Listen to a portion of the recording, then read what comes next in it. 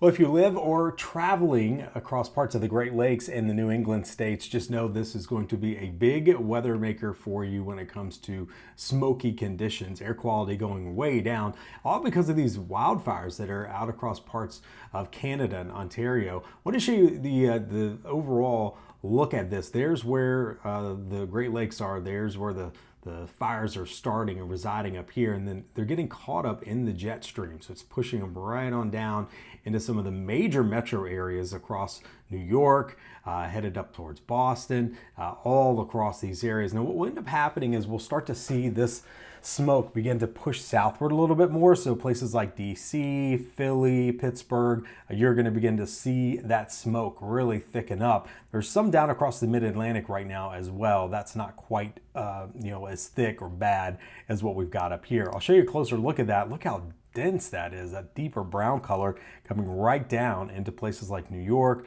out towards New Jersey, Connecticut, Boston. So these are some really, really heavily populated areas that sometimes don't have the greatest air quality anyways when it comes to the summer months. Now, what you're noticing here, these are the fires right up here. So there's Ontario, Canada. There are the wildfires, and the jet stream is pushing it down towards the south and the southeast. So that's why you're seeing some really bad, almost extreme air quality, where you see these purples and the reds from places like Michigan. Typically places this time of year that have just a great weather and great, amazing air quality.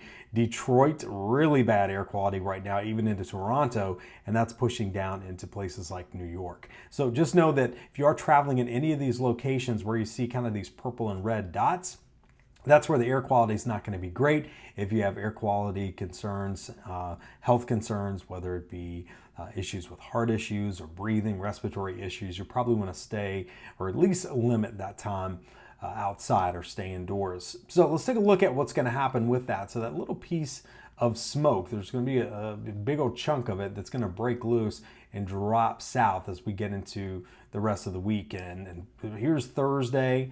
This is that smoke going right through parts of the Northeast. And then as we get into Friday and Saturday, it slips southward into even parts of the mid-Atlantic. So if you're headed towards our nation's capital, in places like Rehoboth Beach, you may be noticing some of that smoke. Doesn't quite make its way all the way down into the mid-Atlantic, but certainly a little hint of that coming down along the mountains of the Appalachians and the Blue Ridge, extending along, say, Interstate 81, and then over towards the north and northeast. So again, if you're in any of these areas that have some of these deeper colors, this is where the air quality is going to be extremely poor as you get into the weekend. So keep that in mind if you're going to be vacationing or traveling in those locations. It's going to stick around too, because one, that fire is not going anywhere, and we're kind of stuck in that weather pattern too, where the smoke just kind of sticks around and lingers, just kind of meanders. So don't expect any big improvements if you're in some of these areas